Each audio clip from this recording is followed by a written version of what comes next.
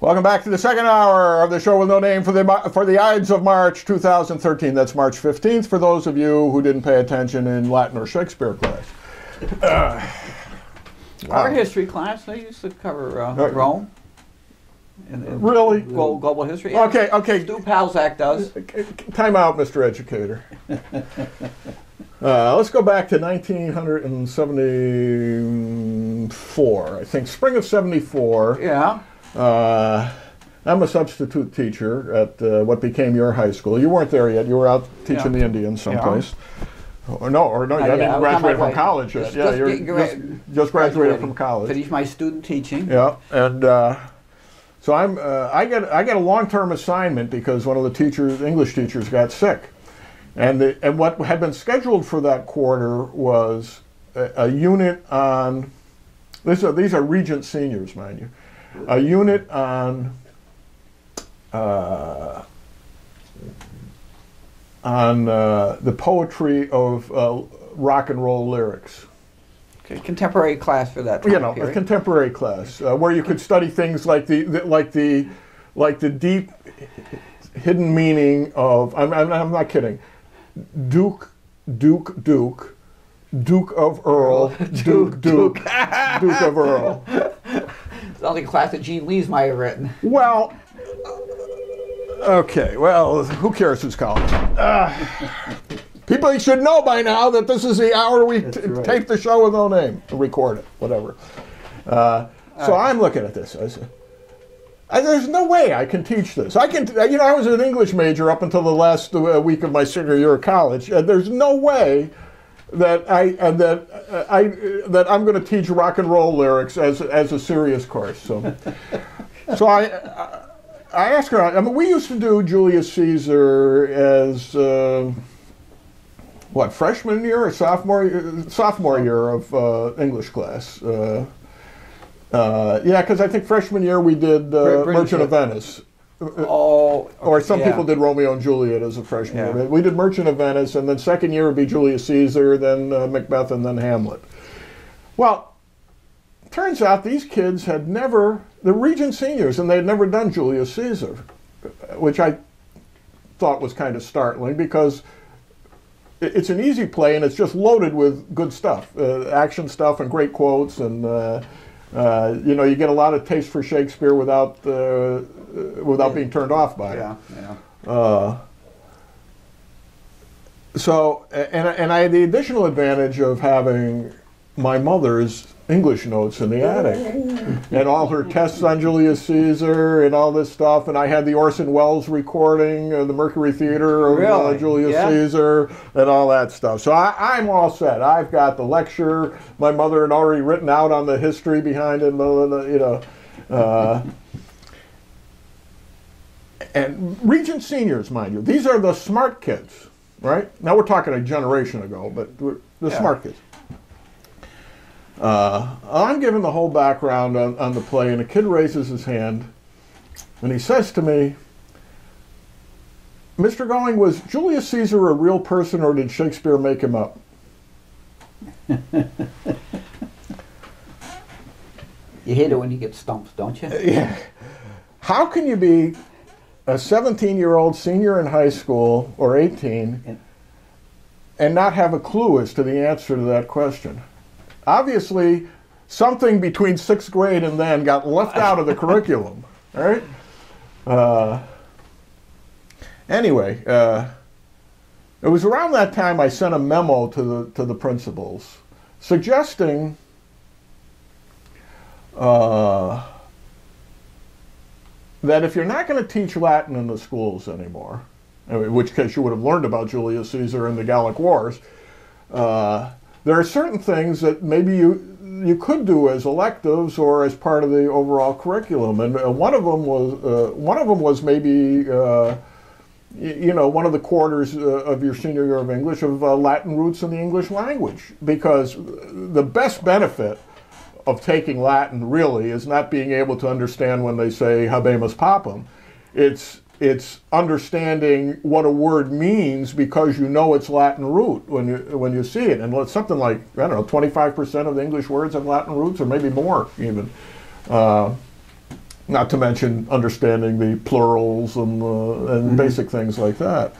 So Latin roots in English, I thought would be nice, and maybe a little more emphasis on Roman history and the Republic and all that stuff, and important philosophy that came out of Greece and Rome that we might otherwise not. That was, I forget. It was an extensive memo and numerous subjects, but that's a couple of them. Naturally, it was ignored. But they get that now in ninth grade. How much of that they remember is always a point of debate. Is Julius Caesar a real person, or did Shakespeare make him up? I think he was real. I'll go with real. We think he was real.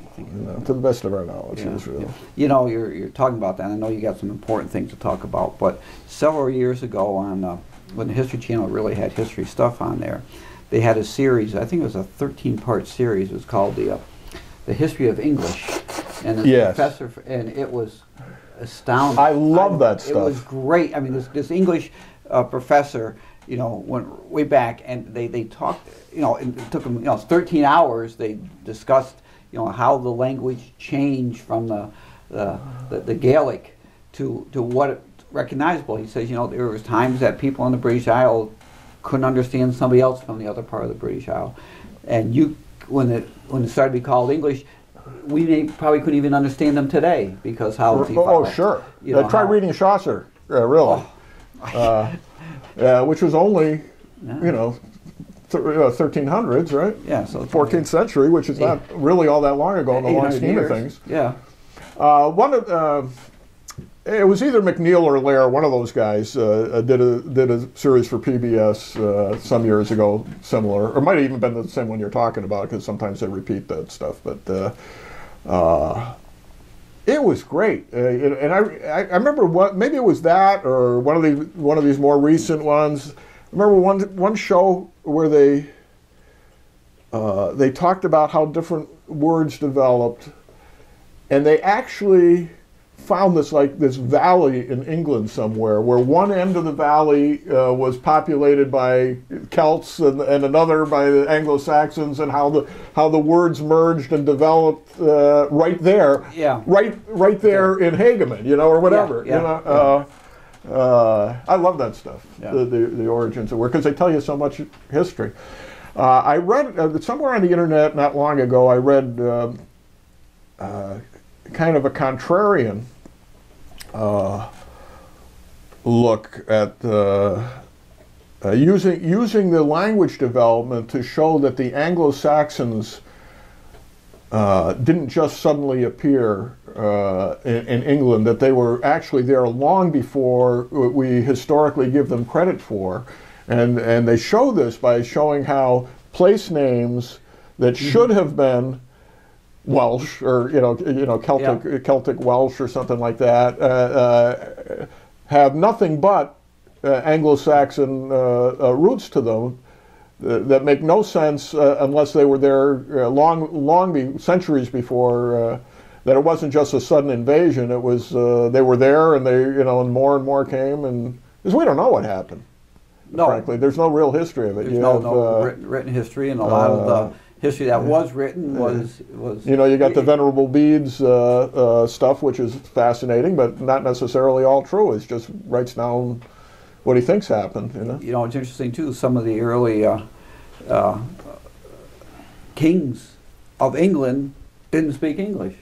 Richard the Lionheart spoke French. Oh, of course. And yet you think, well, he's in England, he he must have spoken like Richard Burton, right? Who was Welsh. Or Sean Connery, who was Scottish. That's right. First Bond. All right. So now we've taken care of history here. How did we get off on the Latin roots of English here? How did we get off on Julius Caesar? Because you mentioned Julius Caesar, and the kids should learn about Julius Caesar. Yeah, but then you said something before that made me think about that, so everybody knew about it. We'll have to go back and look at the tape. All right. Well, forget that. Karol Krajewski passed away earlier this week. Great person. Long time on. He's off and on spent 22 years as alderman of the 4th Ward of the city of Amsterdam, and I mean, for people like me and Mike Chiara, we don't look at it exactly as the golden age, but the classic age of the Amsterdam Common Council. And Karol was on many classic Common Councils. He was during the Gomulka administration, particularly. And as I said on my blog, he was often, or always, on the opposite side of me politically, including voting against me for city clerk, which is okay. I expected that because he was a Democrat alderman from the 4th Ward. I'm not expecting him to vote for me. But Karol, it didn't matter how you busted him. It didn't matter how you worked against him.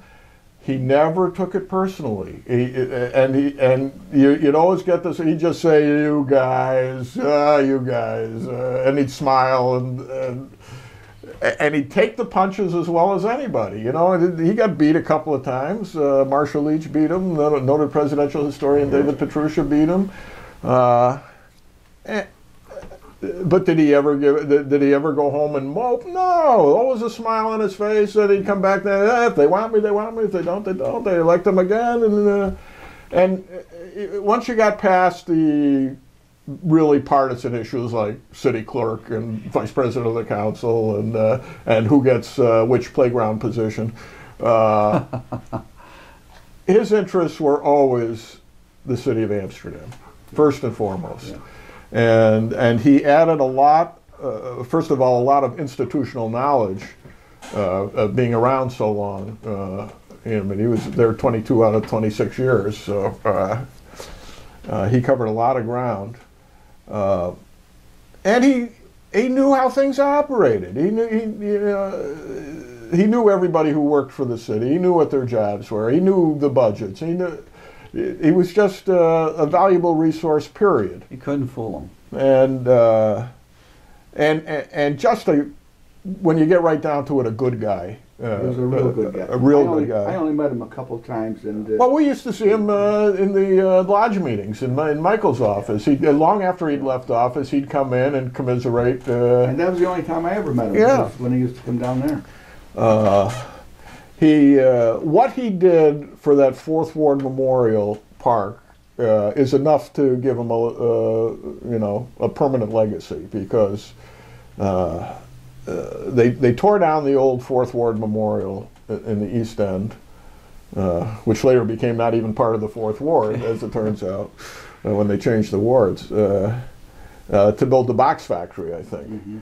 And he arranged to have that corner of the school district property at the Vroman Avenue School to become the 4th Ward Memorial. And they had flags of all the nations representing the ethnic backgrounds of the city, and the little waterfall and all this stuff. And it's beautiful.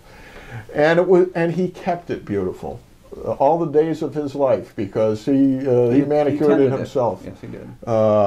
And to him, it was a total labor of love, and then he'd fiddle in his basement making the Jesus blocks that he gave away, and at his wake, they were giving away hundreds of little crosses. He would just make little crosses with a couple of cross sticks of wood, a little glue, the string running through them, and he'd just make them and give them out to people. And they were giving them out. I suppose they're getting rid of some of the inventory, which is kind of huge. He says, "Hey, you want a Jesus block?" He said, "Come out to my car." And he'd open up the trunk, and the trunk is full of them. You know, he would just make one after another, after another, after another, after another. Just the little sticks of wood. Got one on top of my TV. And that was his contribution to humanity in his retirement years. Just a great guy. Just a great guy. I wonder what he would have thought of the budget coming up. Nice segue, Jim. So, Jim, have you had a look at the preliminary city budget? Yeah, and how's it look? Yes, I did. It's ridiculous, as usual. Yeah. They raised the water rates for $47 per unit. Wow. They raised it by $49? Yes, $47. Holy mackerel.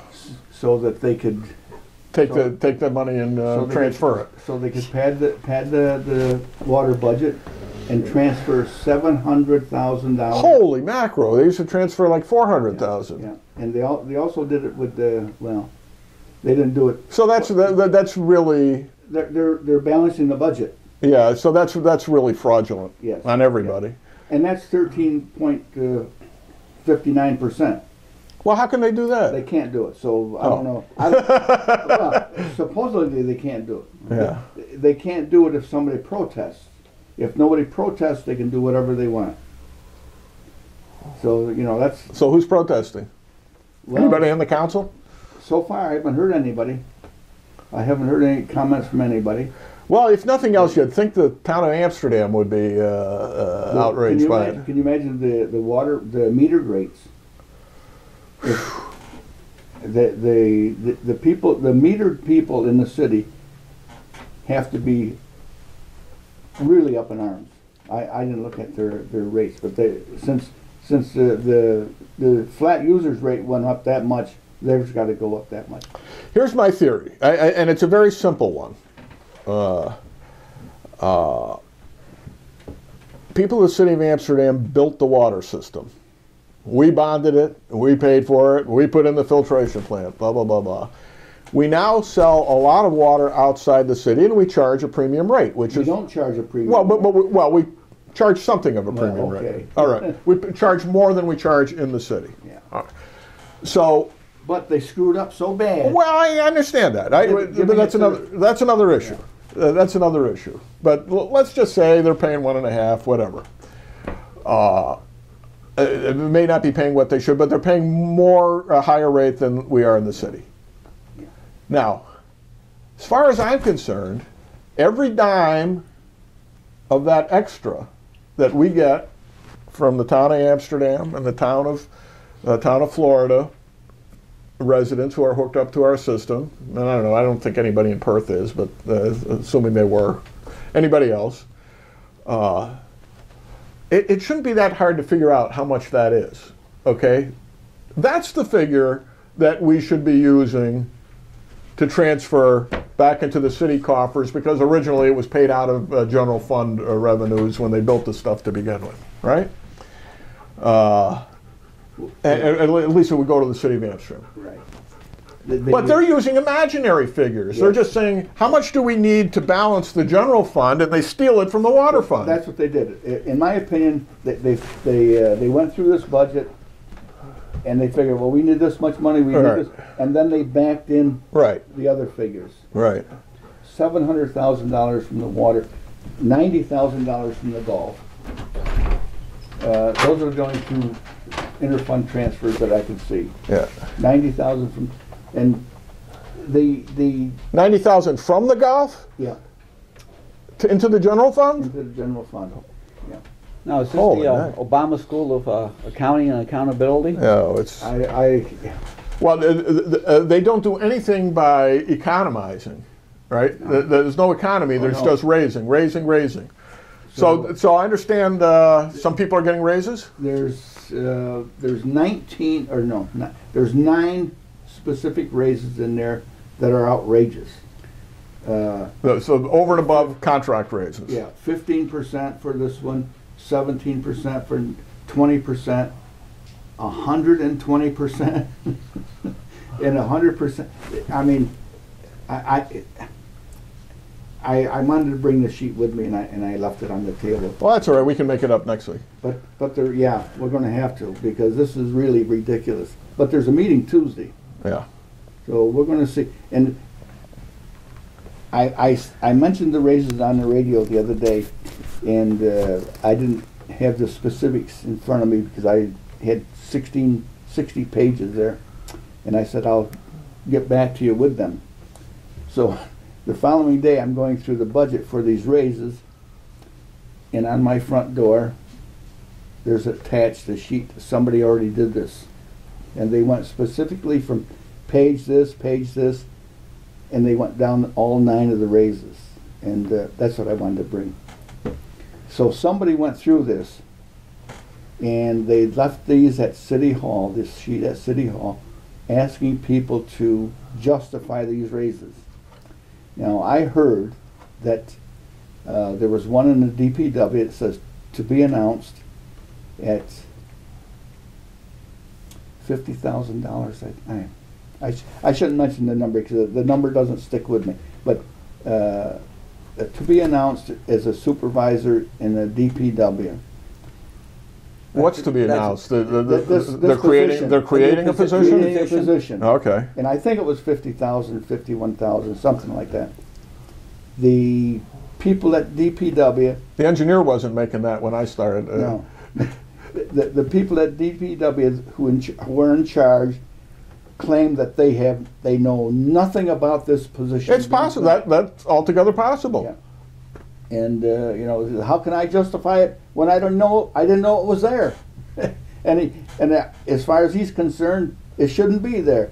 But somebody told him that it was put in there so that this supervisor can check on DPW workers, making sure they're working their 8 hours or whatever. Oh my God. So it's a spy. Yeah. So they only take their 15-minute breaks. A supervisor of the supervisors. Yeah, they only take their half-hour lunch periods because everybody knows they take hours. And now see, Villa did it a different way. He actually contracted with a private detective to a PI followed everybody around and kept their hours. And you know what? That's a lot cheaper than hiring somebody. and he used to go out there and watch himself too. Yeah. Well, yeah. You can do that. Or you can instruct their supervisor to do that. Yeah. But, honest to God, spending $50,000 to make sure your employees are where they're supposed to be. Yeah. And the rec director was getting $4,700 a raise, and his assistant was getting 127% raise. A position they just created last year. Yeah, from $10,000 to 21 something. Well, of course, they've got so many more responsibilities since they're now operating illegal neighborhood centers. Well, yeah. Well, this supervisor has not taken a test, so it's not civil service, or it's going to be civil service. It should be civil service. Sure, The supervisor absolutely. Should be. But the test hasn't come through yet, so they gave the position anyway. So this person, that they can do if they're waiting for the position. but this waiting for the test. person isn't qualified to take the test. Well, that's a problem. So And it's up to civil service to classify the position as classified or not. they have classified it, and they're waiting for the test to come in. And there's a couple other positions in there that are really ridiculous. You know, at a time when everybody else is cutting back, our city keeps adding positions. Yeah. We're a growing Property city. values are dropping here. You know, I can give you a couple of examples that I know of directly, where property where you can't sell a house for what they paid for it, and there's a lot of those out there, and there's nothing moving. There's nothing moving. Houses are on the market for a year, and nothing. 300. I heard there was 300 foreclosed properties in the city. Mortgage foreclosure or tax foreclosure? Tax foreclosure. Well, I believe that. I questioned that. I said, "You sure it's not mortgage foreclosure?" No, I'm sure. It's over 300. Tax well, foreclosure. of course, that's just people. That's everybody who's behind 2 years who would fall into that category, which doesn't necessarily mean they would foreclose that many. But that doesn't surprise me because the last couple of times it's been in the neighborhood of a couple of hundred, and they haven't done it for a few years now. So I guess they've got 50 or 75 homes that they want to tear down to get them off the tax rolls, so we don't have to pay the school tax on them. all right. No, this sheet that I'm telling you about that I saw, I think they said they figured there was over $150,000 in raises and Social Security that you'd save, and health insurance that you would save if those raises weren't in there. Yeah.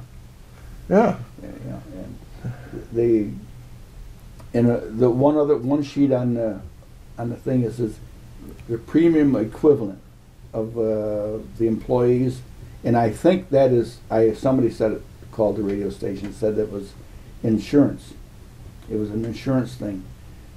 So next to the mayor's, this is the only one I figured because it was a big number. Next to their mayor's was $20,000 premium equivalent, meaning she's getting $20,000 worth of health insurance for her and her family.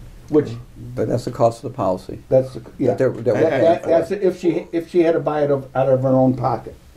But that's okay. That's you know. And but you know, to show how these things are spinning out of control, when we left 5 years ago, it was $13,500 for family policy for a year.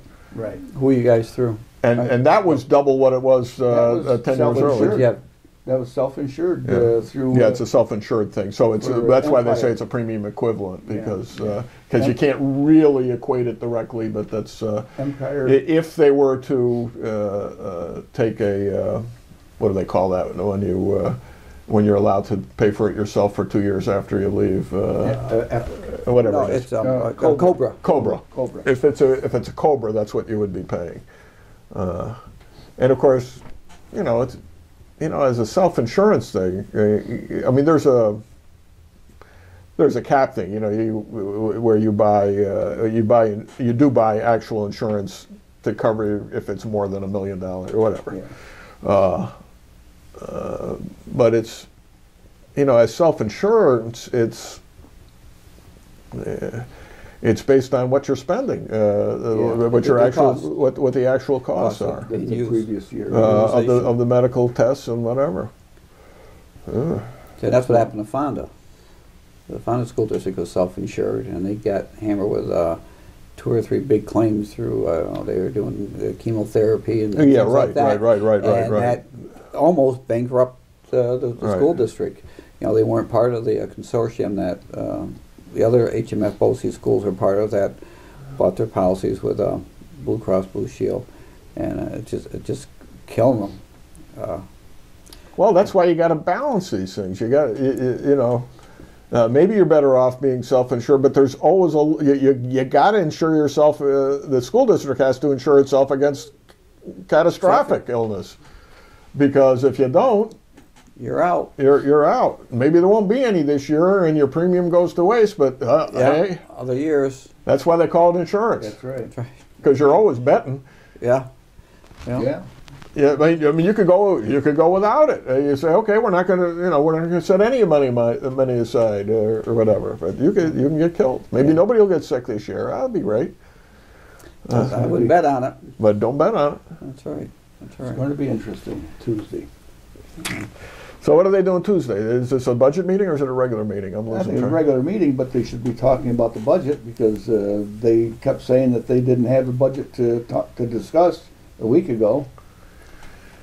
Because a week ago they said the budget was being printed or something. So when did you get your copy? Monday. Okay. Monday night. I went to City Hall. I asked for a copy.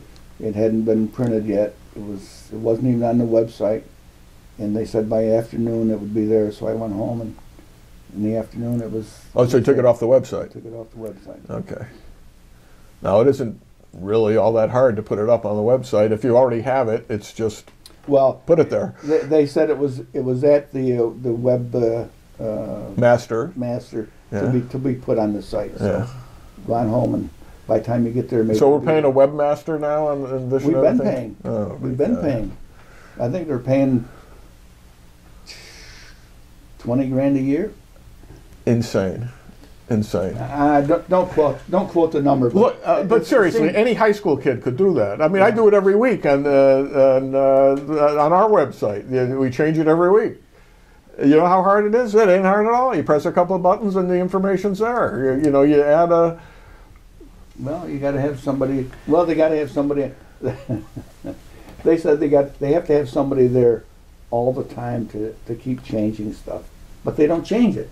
Right. You don't need somebody all the time. All you need is about 10 minutes a day to do this stuff. It's crazy. As a matter of fact, Well, didn't she hire this economic development director? Isn't he supposed to be doing this? I don't think so. I don't think he knows how to do that stuff. Are they going to keep him? I wonder. Well, of course they're going to keep him. Well, they said they're going to give him a shot for a year to see what he does. He hasn't done anything yet. Well, I don't know. He We'll hasn't see. made any mistakes. Huh? He hasn't. He must be doing something because he's doing an awful little on the Historic Amsterdam League Facebook page, which he used to do a lot of. I saw him the other day at the. We're talking about our contributing editor, Robert von Hasselm. I ran into him at the at St. Mary's when they were doing the Wizard of Oz. Getting back to this, excuse me. I got to interrupt you. I gave him caffeine today. I gave him the caffeinated coffee. Go ahead. Go ahead. Interrupt me, Jim. When we transferred the clock building to Baker, or whatever his name is, there was an agreement that he was supposed to maintain that clock. Time out. No, that's not what it says. That's not what it says. No, it was done when Jerry was an alderman, and so what it says is the city has when the city transferred the property, they reserved the right to themselves to keep the clock updated and fixed. Oh, okay. That's what it's all. And as a matter of fact, Barker wanted to fix it himself, and he was afraid he couldn't do it because of that clause. And they asked me for an opinion when I was corporation counsel, and I looked into it. I said, no. It merely says that the city can go in at any time and fix the clock if it wants to. It doesn't prohibit you from fixing the clock in your own building. But this is one of those. This is one of those things that Jerry goes off on tangents about, and so he's kind of obsessed with the clock that nobody looks at anyway. I mean, it's a nice clock, but how much are we going to spend on it? If it was lighted, more people would pay attention to it, and it working. Maybe. Maybe. The first thing is it ain't worth. Yes, I don't know. from Southside. Yeah. It's not worth spending a huge amount of money on it. Mike can see it from his house. It's a fascinating clock. You could make sure he's on time for things. Yeah. It's a fascinating clock. It was a great picture. Somebody from the Recorder posted.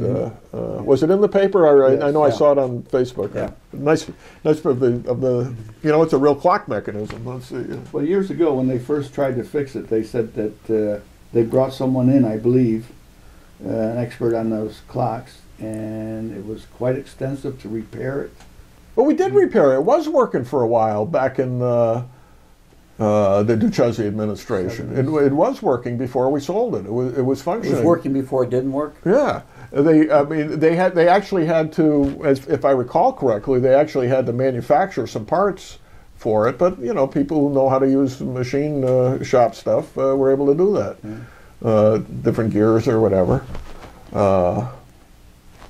But now nobody's bothered to maintain it all these years on either side. So Lord knows what. But do we have the money as a city to go in and take care of this clock? Come on. No, the historical society should do it. Along with the museum. Yeah. Well, speaking of the museum. Yes. We're changing gears. Changing gears, segueing again. Boy, this is a smooth program, isn't it? Almost like we knew what we were doing. Almost. We had our first meeting in our new digs last night. And? Wow. I had the chance to go through, between last night and a few days ago, I had the chance to go through the whole building again. It is a monstrously huge building and in remarkably good shape. Remarkably good shape, considering some of it is 150 years old. It's amazing. The Noteworthy Company really kept that building up beautifully. And so there's, I suppose the first question is, when are we going to get in there? And that was the last question at the meeting last night. By the way, when are we going to get in here? I've been asked over the past few weeks. Yeah, go ahead, interrupt me. Go ahead. As long as it's on subject. You always interrupt me. Yeah, I know, but it's my show, it's my camera, it's my house, it's my studio. I'm sitting in the middle, though. Yeah, you are. Go ahead. People keep asking me, where did Walter Elwood Museum get the money to buy that building? Do you care to elucidate? I can in general terms. First of all, we in the time since we had to close the museum after the flood, we've continued to accumulate funds. We were able to take advantage of some labor programs related to the funds, related to the flood rather, to get our administrative staff paid for, because they were in fact they were supervising people who were on work programs put together by the State Department of Labor, who helped us, clean the artifacts and string things out and things like that. It was a monstrous work effort to get rid of that mud from the stuff that we were able to save from the first floor and the basement. And we got some FEMA money from the flood, in other words, the federal flood insurance program. And we got a lot of donations. We set up a separate flood fund at First Niagara Bank. And we got a good price on the building. I would say a very good price on the building. And in addition, we got a major contribution from a person who at this point will remain anonymous until we decide, until everybody agrees to bring it out, that was able to give us the funds up front to make the purchase price, plus the well, it's no secret, it's a matter of public record that the sellers are holding a substantial mortgage on the balance of the purchase price. So it's our hope that as there are 3 rental units in the building already, it's our hope that we'll be able to rent a greater portion of the building, and that the rental income will be sufficient to pay the taxes and expenses on the building, including the mortgage payments going forward. But probably, let's see, probably close to a third of the purchase price came from one individual. Really? Yeah. Great. Something like that, a quarter maybe. Are there going to be any community rooms that are available to The community? the community as free? Free? Free. Like a photo studio with a camera set up so different organizations can sit there and have a program. Oh, that sort of thing. Oh, yeah. Well, Oh, that's an idea. That's an idea. be a road show. Yeah, we're working on the Wi-Fi aspect of the building, which the whole building is wired for internet. So they had T1 lines coming into several T1 lines, I believe. So they had super fast connections in there. Because they were, with their artwork and stuff, they were transferring millions of megabits a second or whatever. I don't know. It was phenomenally fast system. So, and they left a lot of stuff behind, a lot of furniture and equipment. So we're set to go. It's going to be a great So asset. answer, there a lot of stuff is still a little nebulous at this point, but. Well, let me tell you, if you want space, there's space available immediately of all sorts. Great office space, the great storage space, great light industrial space, and we've got several people interested in. If you want to store, one of the things we're looking at is winter storage of boats and Really? things like that. We got plenty of room for that, where you can just. Drive right into the building and park the boats and Wait till next year. From the rear of the building?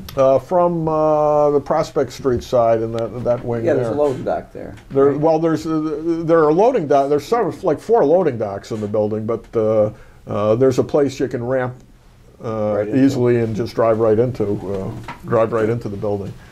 And it's got some nice wide open space behind that. We were looking at that last night. And actually, you know, with a forklift, you can go straight through the basement of the building from one end to the other, and there's just huge areas, open areas available, and office. Wow. I mean, I was in there the other day, and you'd open a door, and there'd be 20 more rooms behind every door. That's the way the whole floor is, and all in good shape. You know, there's a couple of spaces that might need a little work, but nearly all of it is inhabitable tomorrow. One of the things we're looking at, there's miles of rugs in the building, and I'm, as a former professional rug cleaner, I'm interested. You know, I say, you know, we really got to get our own machine to do this, and I'm, you know, telling them what kind of machines to buy, and nobody's paying anything. You know, the late John Krajewski Jr., who was a good friend of mine, I used to have lunch with him every day, along with a bunch of other people. When I started cleaning rugs, he chuckled and he says to me, he says, you know, every day for the rest of your life, the first thing you do when you walk in a room is look at the rug. and you know, it's true. I've been out of the business since 1978 or something like that, and yet I still say, oh, you know, well, this is how I would do this. This is a yeah. And you know, they're looking, well, should we tear these rugs up? I said, no, these will clean up fine. These are expensive rugs. They're meant to be cleaned. You just got to get in there and clean them. Yeah, a good quality rug can be. Yeah. You know, my mother-in-law's house is for sale, and we were in there the other day. And I'm looking at the rug in the living room. And I said, I cleaned this rug in 1976, okay? You know? Before we were even courting, I cleaned this rug. And it's almost in as good shape today as it was in 1976, and it was not a new rug then. You get a good quality rug, they will last a lifetime. They were made to last. They were not made to be obsolescent. Really amazing, in this town, look, you got me talking about rugs. There are a lot of local rugs. There's a lot of Bigelow Sanford rugs, and there's a lot of Mohawk old wool rugs. Yeah.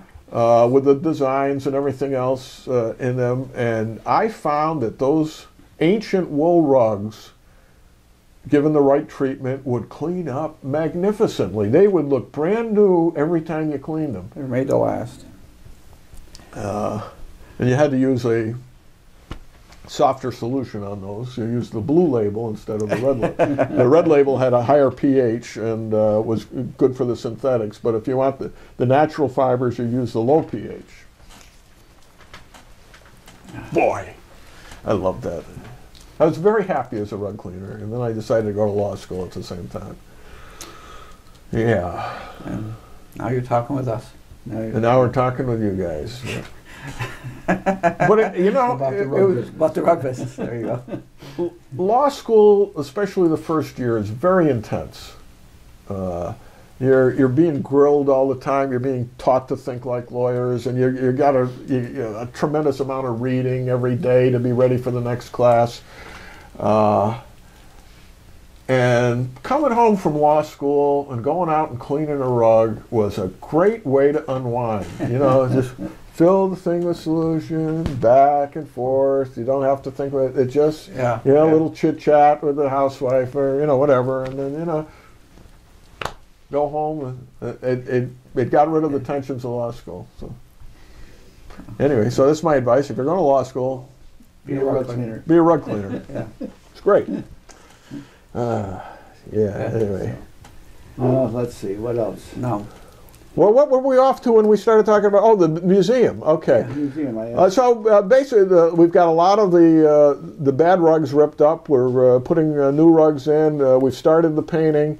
We really, you know, obviously need to spruce up the space. We've got the office space is already being spruced up. Hopefully, within a week or two, Ann will have her operation moved up there completely. I mean, right now we've got all kinds of supervised help working on the building. I can't tell you how much stuff got thrown out in the last week. The garbage that was disposed of, it is so neat and clean. I can't. I'm astonished. Do you have a target date for we opening? don't. We don't at this point, but I think it'll be sooner rather than later. And we're really in a position now that we've got several work days scheduled. For example, there's like 12 volunteers coming from Home Depot are going to come in with their own stuff and work on the building. And different other organizations have set their own. There's like 3 or 4 of these scheduled, and then with our group as well. We'll be able to get a lot done. So once we get the basic cleaning and painting and putting in some new rugs in a few places done, then we're ready to start moving stuff in. And the moving stuff in is not going to take that long because it's all completely organized. Where's your main entrance going to be?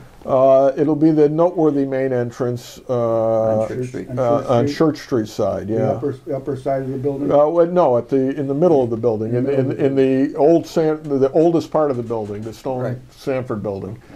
And that will be the main unit of the museum, will be the stone building, and with some of the middle building between there and electrometrics we'll be using as well, and then basically the whole electrometrics building, other than the galleries at the end, what we call the galleries, the big rooms, the old bowling alley and gym and stuff that's in there.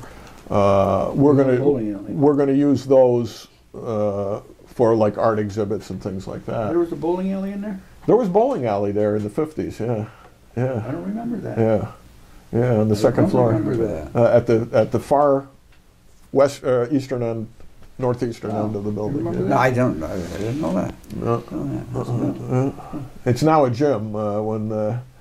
When Noteworthy took over the whole building, nature abhors a vacuum, and so they filled it a lot. And so there's this huge gym on the second floor, or second or third floor, whatever it is, the top floor of the upper end of the electrometrics part of the building.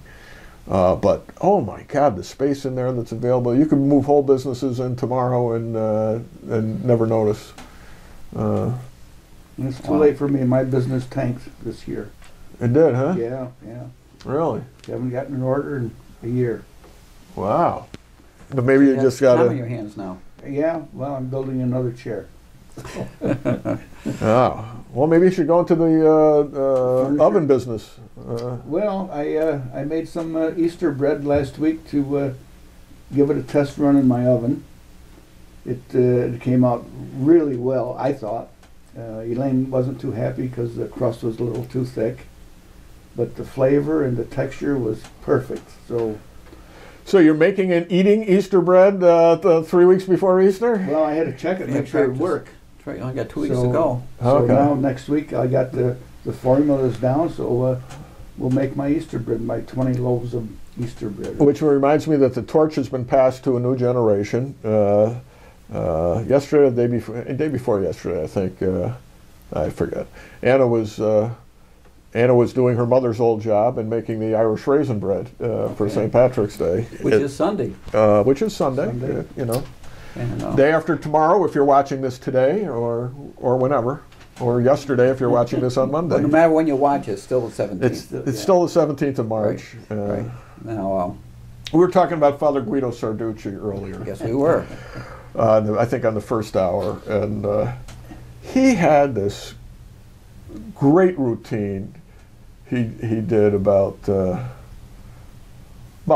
being a Roman priest. I mean, that's what he talked. What is this big deal about St. Patrick's Day? He says, yes, St. Patrick, he was a good saint. There's no question he was a good saint. He was a good saint. But St. Patrick's Day, everybody's celebrating. It's like a big holiday everywhere. He says, 2 days later, he says, St. Joseph's Day. Not a good saint, a great saint, a patron saint of Italy, and who pays any attention to St. Joseph's Day? It was the same monologue he was talking about how you become a saint. He says the rule is you have to have 3 miracles. He says but now the Pope, he says, forget who it was at the time. He says we're going to waive. This person only has 2 miracles, and we're going to waive the 3rd one and go right at this. What is this waive the 3rd miracle? He says he's only got 2 miracles, and I understand one of them was a card trick. He says, what are we going to have next? Saint Kreskin? Yeah, I was watching this weekend on YouTube. On YouTube, yeah. Oh, he was great. I used to love him on Saturday Night Live. Yeah. See, and I'm glad you mentioned St. Patrick's Day, because tonight. Did I? Oh. Yes, you did. Yes, and tonight in Kanjahari there's a Irish concert, Irish recital for a number of different. Is there going to be a piper there? There's going to be a piper there. He's going to be playing in 3 different spots in the program, and he's the only one that's playing in more than 1 spot in the program. He's going to open the program up with the Irish washerwoman, which is well, that's got to be a little difficult on the pipes, isn't it? No, it's the traditional Irish jig. No, it's set up for that, and the way he's got it scripted out, he's going to start out very slow, so people can kind of recognize the tune, and then get up to the point that you can barely recognize. So he'll be doing that. He can play that on the pipes. Yeah, he can.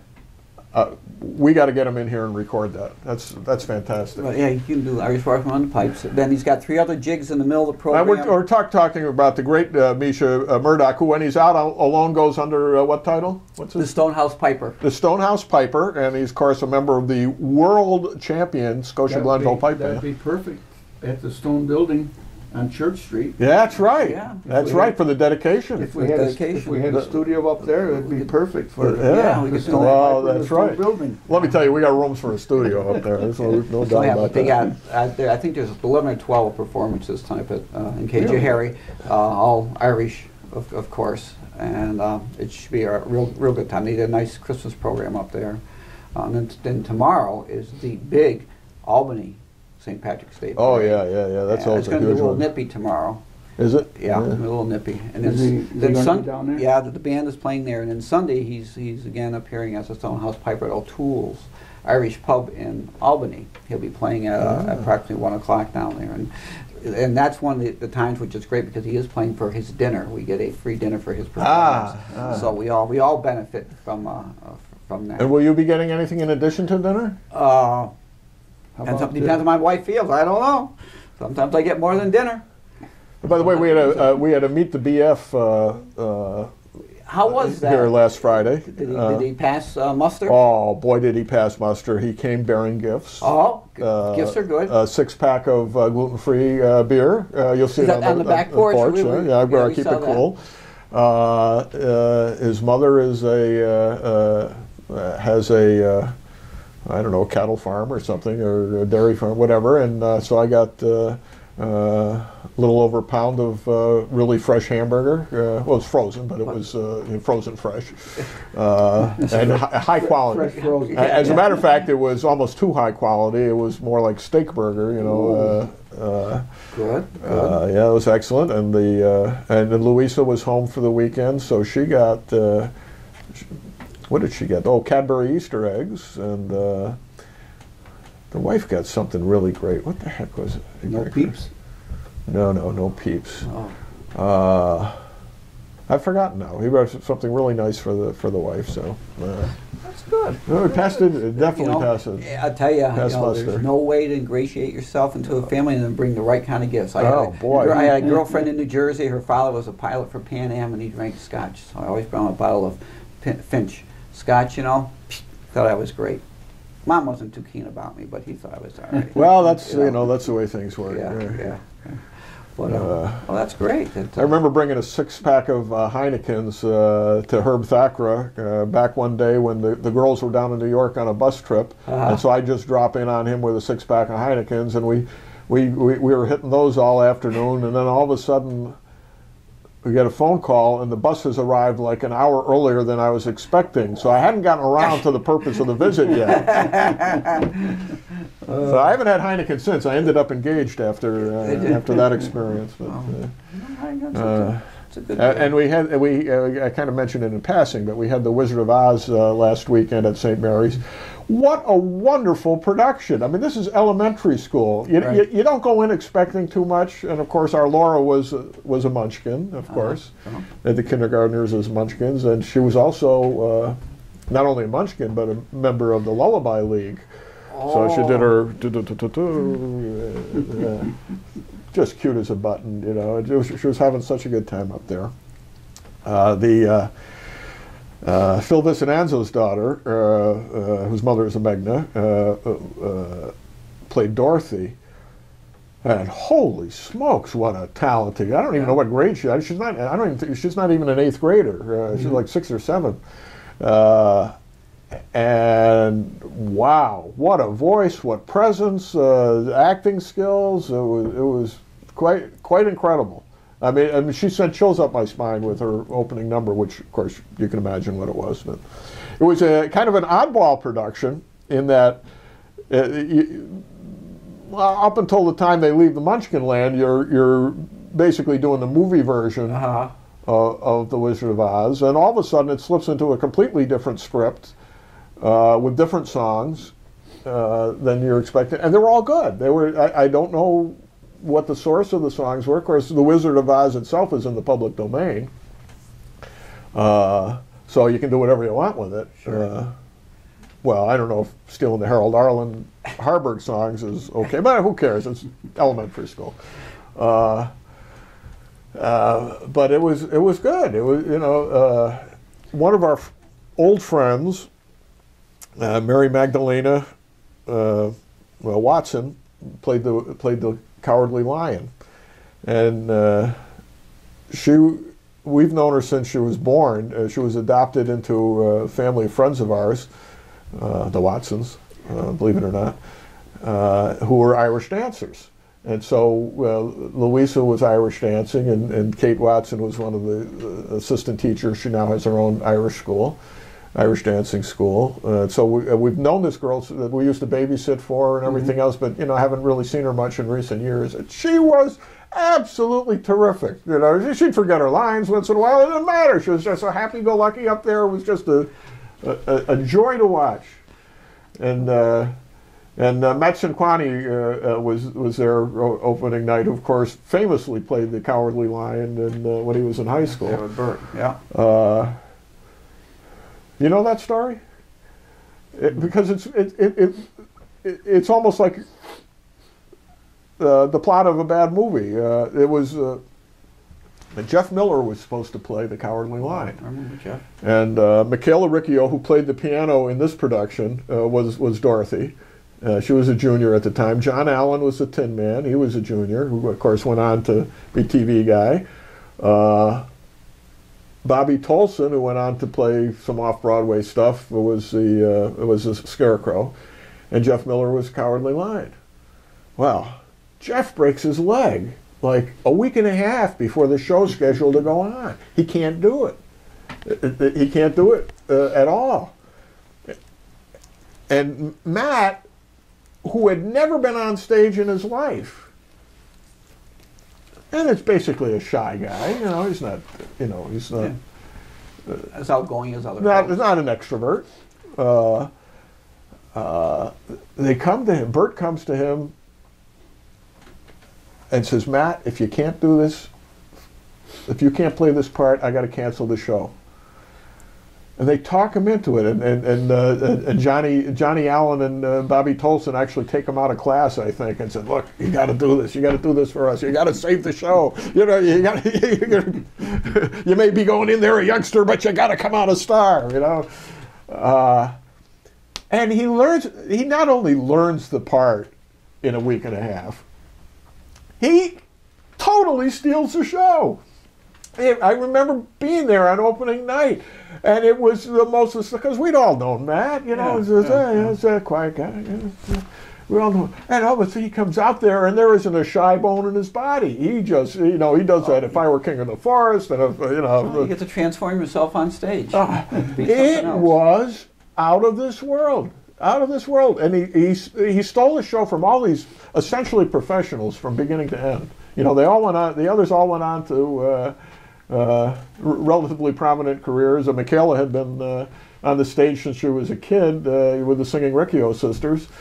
And he just everybody forgot them. They might just as well have been having lunch in the other room because Matt just stole every freaking scene he was in.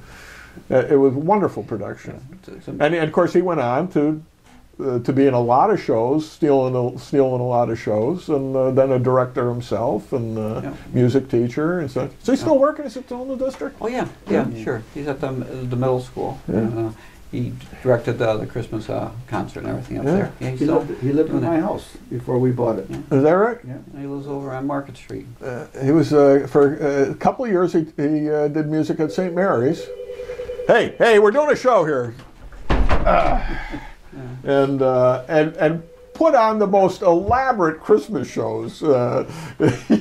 Just big production numbers and a great talent, a wonderful asset to the community. And thank God he stayed here all these years. He's one of those people who have made Amsterdam a great place to live. Yeah, it's amazing some of the talent we have in Amsterdam. Yeah. Like that new guy that showed up on Facebook. You see that? Yeah. He had a number a couple of months ago that where he's sitting on the front steps of the Lynch School doing a music video. Yeah. But that one about Amsterdam is marvelous. Yeah. Holy cow! I mean, I found that. I said, this is great. He's been doing my taxes for 40 years. And I didn't know he could do anything else but numbers. There you go. But he's really, really well done. A lot of hidden talent around here. Again, something else that we have in this community that people do not recognize as being something wonderful. We've got lots of great things in this community, and we need to sometimes step back and appreciate some of the goodness that we have. All right, how do you turn this on? What's that? Button on the side. Oh, 12:05? 12:05. 12:06. Holy crap. We're almost done, right? Yeah? Oh. Yeah. Oh. All right, I guess we'll pick up next. That'd be first we'll thing save Ernie Pyle for next week. I just got to say, we were down in Troy. We went to the traditional Latin Mass a couple of Sundays ago. On the way home, I stopped in this used bookstore near the Latham Circle. It's on the Latham Watervliet Road, which is now Route 2, used to be Route 7, near Kmart. It's on the other side of the street from Kmart, and I forget what the name of the store, but it's, if you like used books, it's a great place because they got everything. And I picked up, for a guy who's writing a World War II book, having what's called a book called Ernie's War, the best of Ernie Pyle's World War II dispatches. You can't get anything better than this because he was in the trenches. Yeah, he was. If you've ever seen the story of G.I. Joe, that was based on most of these writings, and he worked on the movie as a consultant on the movie, and was killed in the Okinawa campaign like a month before the movie was released, which was great if you're the movie producer, but not so great if you're Ernie Pyle. You're Ernie Pyle or his wife. But oh man, there isn't a page in here that isn't. I mean, I could open this up at random and read out loud, and you'd be impressed. What a magnificent writer! Yeah. And what's good is I got one of these like chameleon brains, and I can adopt. You can hide any place. Yeah, no. What I'm saying is I can adopt somebody else's writing style by osmosis. For a while, Frank McCourt has a very unique style. He wrote the Angela's Ashes and a couple of sequels to it. And for a while, I was, everything I was writing was Frank McCourt. So I got to get this in my brain because it is great stuff. Oh my God! Speaking of writing, are we going to see what you're currently working on sometime? What, my book? Yeah. Oh, your book, right? Yeah. What, you want it? I can. No, I can send you. I'd like to see it in the finished version. Well, this finished version. Can you send it electronically? Yeah, I can send it electronically. Sure, I'll send you both a copy because it's actually in, a fairly saleable form right now. Yeah, I don't have the pictures attached to it yet. I don't have all the titles for each of the chapters. But I've pretty much got the chapters organized the way I want them. And there's additional material I'm putting in, and maybe some more stuff I'm going to take out. And there's certainly some passages I'm going to rewrite. I was kind of lazy putting it together the first time, and now instead of having somebody else telling their story about what happened, I'm rewriting it. And you're telling the story. Letting me tell it the way I want to tell it. And of course you can punch it up a little better that way. But I keep finding stuff that I had passed over and made notes on, and so I'm at the stage now where I got a pile like this of newspaper clippings that I either am or am not going to include in the book, and just a few more to whip out. But when I was doing my research, I would go, I went through all the recorders for 5 years, and I'd take notes on the stories and what dates and what page so that I could go back and get them off the computer, off the website later. And every once in a while I'd write good story in the next, so I said, wow, okay, this is obviously something I thought at the time would be, but I'd forgotten a lot of it. This is now a couple of years since I read that stuff, so I'd forgotten I even have some of this stuff. And every time I think, gee, this is a great story, this is a great story, I got to include this, I got to include that. I got to include some quotes from Ernie Pyle, I think. When he died, it was just before the end of the war in Europe. And he had primarily been a guy who wrote about the war in Europe. His classic stuff is North Africa, Italy, D-Day and its aftermath. So, I mean, he was really associated himself with that. So with the end of the war in Europe, they knew it was coming. It was going to come any day now. So he had prepared in advance notes on passages that he was going to include in his. And oh my God, it's great stuff. And I don't know that it was ever printed at the time he died. Maybe it was, because it wasn't in column form at that point. But my God, what a writer, and what insight he had into. And there was no glory. No, it was all guts. I mean, the story of G.I. Joe comes out before the war in Japan is over, and it does not make war look like a great thing at all. I mean, there is nobody on the front lines who is crazy about parades and medals and stuff like that. They just want to get the hell out of there and get home. Sure. I mean, and just lying in these 18-inch ditches that are full of water for 2 days at a time in the winter. Because if you raise your head, you're going to get your head blown off. Just incredible. And he lived the way they did a good part of the time, and he felt like he was deserting when he left the front. He was truly a combat correspondent. Oh my God, yes. Not a war correspondent. Yeah, and he just hitched a Jeep ride to the front, and then when he's in Anzio, everything's the front because they're under fire all the time. He had his room blown. We talked about Sister Agnes earlier. He had exactly the same thing happen to him. The shell hits his bedroom. While he's in there, he gets blown across the room. The ceiling collapses on, there's like 8 feet of rubble on top of where he'd been sleeping. But the impact itself blew him out of the way. And he says, I'm just cowering in a corner. And he couldn't believe that he wasn't hurt. And finally, like a drop of blood fell into his helmet, which was at his feet. And that's how he knew he'd been hurt at all. Just a little cut on the cheek, and the windows had been blasted. Not only windows blasted out, their whole frames had been flown across the room. And he said, Ernie. Everybody said, well, Ernie's dead, We got to cut this off. I got an appointment at 12:30.